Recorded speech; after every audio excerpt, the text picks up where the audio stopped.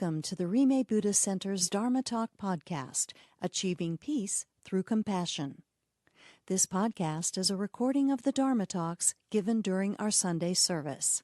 This talk was given by Lama Matt Gocha.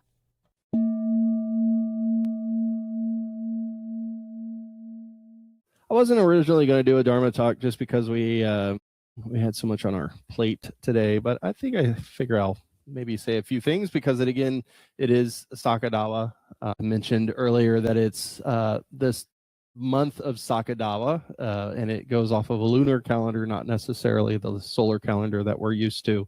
So it shifts every year a little bit, but in Buddhism, we see this as the most holy time of year. Because three occurrences happened during this month: Buddha's birth, his parinirvana, and his death. So we use this as a time to accumulate merit, trying to do actions because they're carrying more weight. So trying to be more ethical, making offerings, kind of like what we did today, lighting butter lamps or candles, saying prayers, taking vows, doing just all the usual virtuous things that we try to do. But why is this month particular so holy?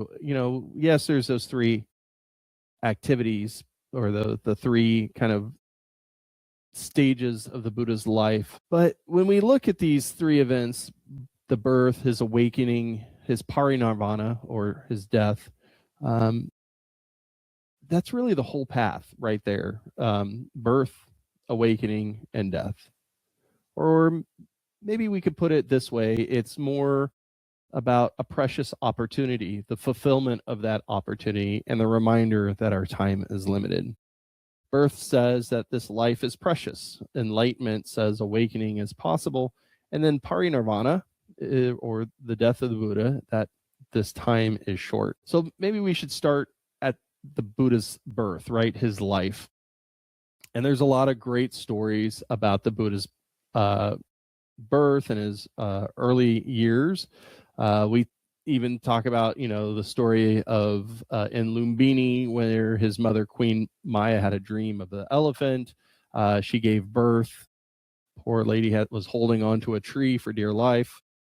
And then, when he was born, he actually took 7 steps and lotuses opened up beneath his feet. Again, beautiful stories. But sometimes I think we get caught up with some of the details, the myths, whether we want to believe them or not believe them. And I think the point is that we need to understand is that the Buddha showed up, that, he arrived. When he was born, there wasn't a Buddha. There wasn't Buddhism, right? There wasn't even a Rime, Buddhism for a Rime center. So if he hadn't been born, we would all be at home having brunch or something at this time, which probably doesn't sound too bad. But he wasn't trying to start a religion. He wasn't trying to create another philosophy. He wasn't trying to win arguments. He had the experience of the 4 sights, right? He had the experience of seeing someone who's sick, someone who's old, someone who had died, and then that holy person during that.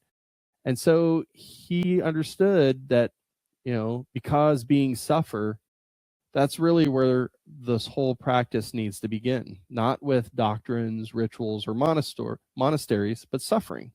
And that's what, as Tasha talked about last week, the 4 Noble Truths. Because the Buddha looked at the human condition and he asked the questions that most of us eventually ask ourselves. Why is happiness so fragile? Why do I keep making myself miserable? Why do I keep doing the same things, expecting different results, right? Don't they say that's the sign of madness? Insanity. Tomato, tomato. Is there a way out of this kind of horrible cycle of, repeating things over and over again?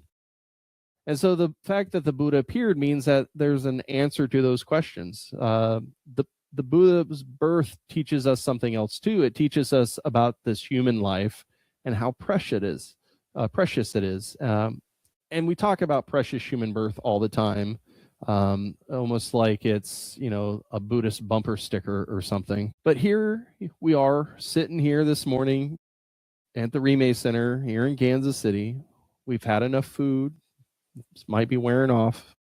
We have enough safety. We have enough freedom. We have enough health to get here today. We have enough interest in the Dharma, enough karma, enough causes, conditions to hear the teachings, and then countless beings never get to hear. Think about that. Just how lucky we are to really, truly be able to experience the Dharma in our society. You go back 100 years and it would be unheard of unless you're in one of the ethnic communities. So that's really extraordinary. And it's not because we're special or that we won some, cosmic lottery. It's because the conditions and the causes have arrived for us to practice. And that's really, really rare. I feel like the older I get, the more I feel this, how lucky we are. Every year,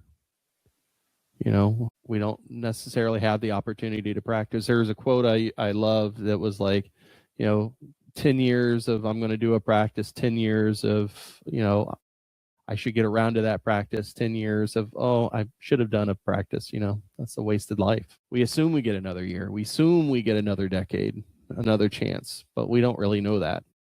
And so Saga Dawa is this invitation for us to just pause and ask, what am I actually doing with this life?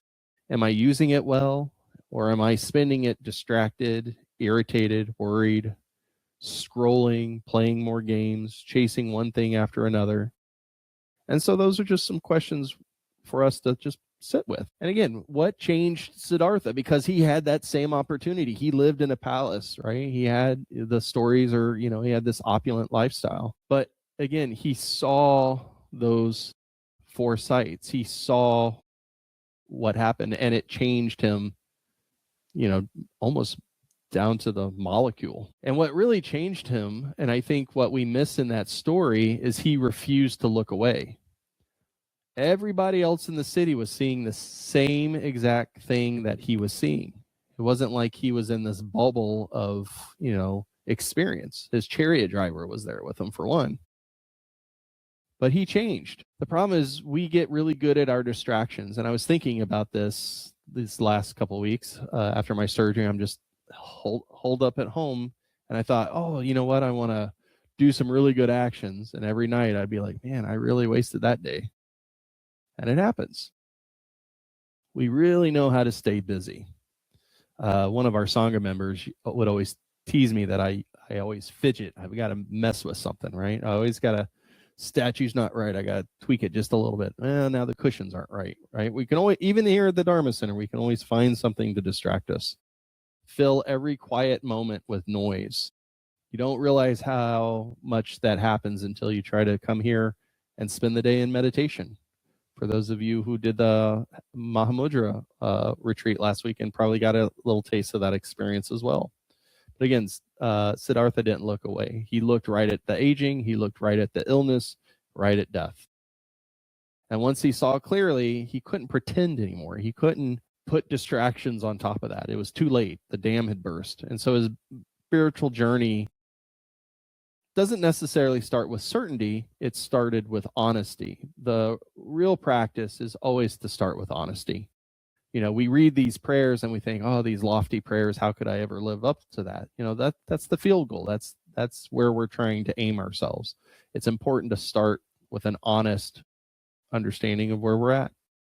Seeing things as they truly are, not wishing how things were or pretending how they should be, just as they are.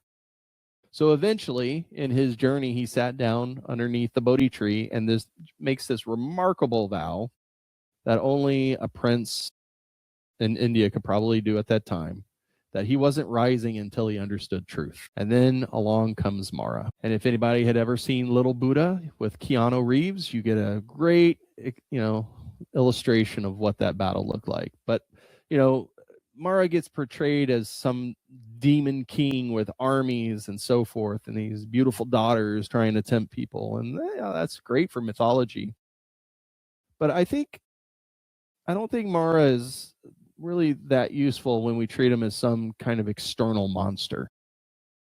Because Mara gets interesting when we recognize him, because we've all met Mara. maybe not with horns and fangs, but as a voice, the voice that says, this practice isn't working. You'll never change. You know what? You're way too busy. You can meditate tomorrow.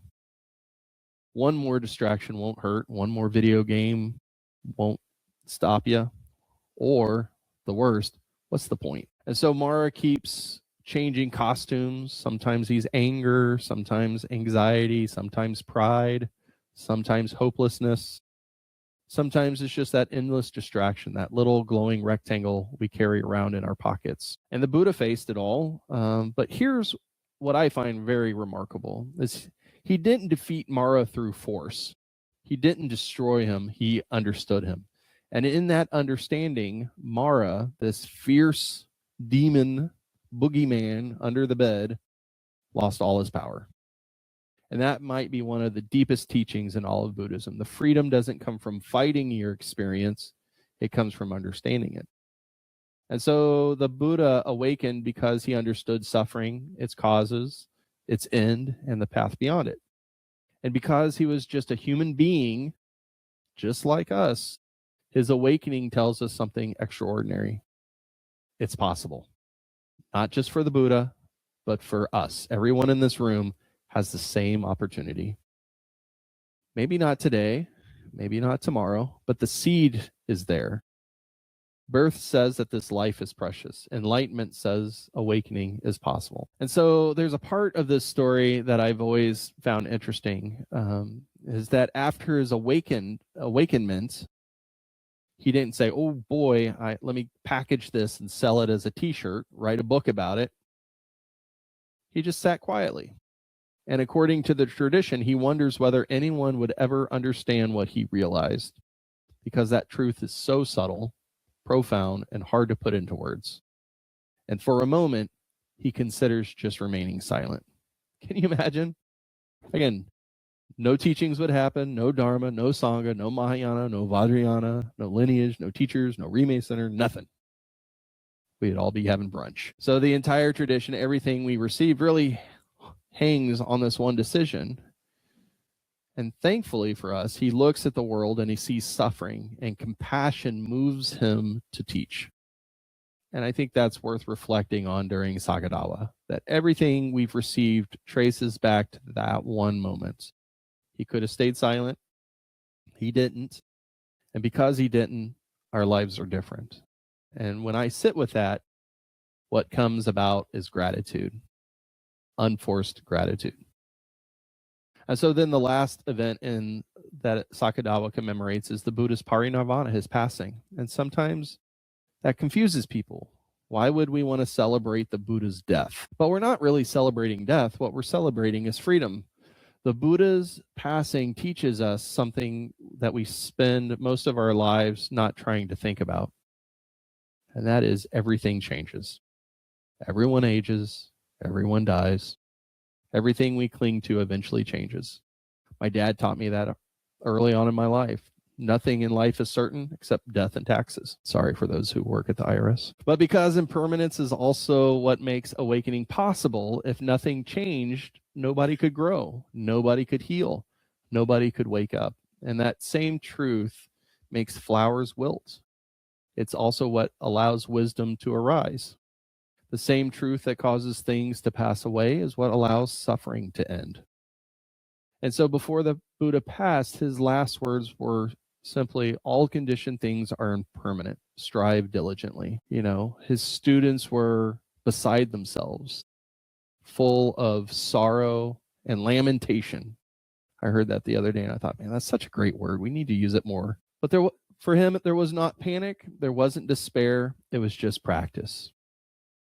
To use the time we have wisely because it's so precious. Birth says that life is precious. Enlightenment says awakening is possible.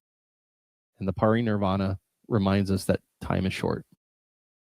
So what can we do with this during Saga Dawa? This is where merit comes in.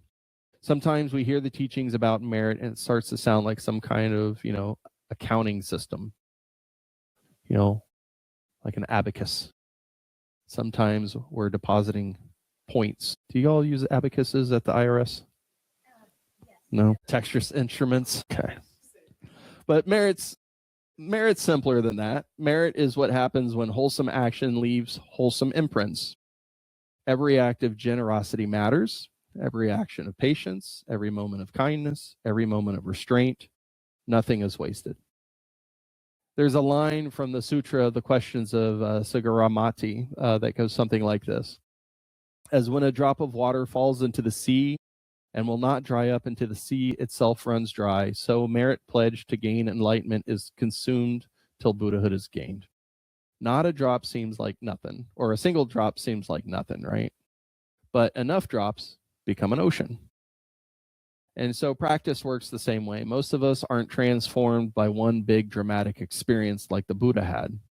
We're transformed by thousands of small moments, choosing kindness, choosing patience, choosing generosity, choosing our practice again and again, day after day. So here's what I'd like to offer. I want to offer us a challenge for the rest of this month of Saga Dawa. We have about 15 more days. Don't let Saga Dawa become just another Buddhist holiday on our calendar. Use it. Let go of one grudge. Forgive one person. Feed one hungry being. Make one offering. Sit a little bit longer. Put down your phone for an hour. Save that game.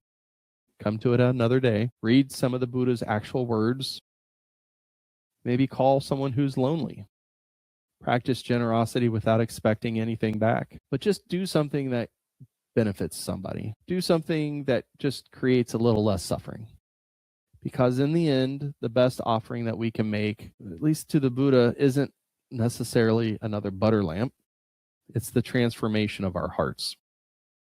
So the best way to celebrate his birth is to value this life. The best way to celebrate his enlightenment is to practice. And the best way to celebrate his parinirvana is not to waste the time that we have. So I hope that this talk has been beneficial to you. This week, may you have compassion, wisdom, gratefulness, and joy.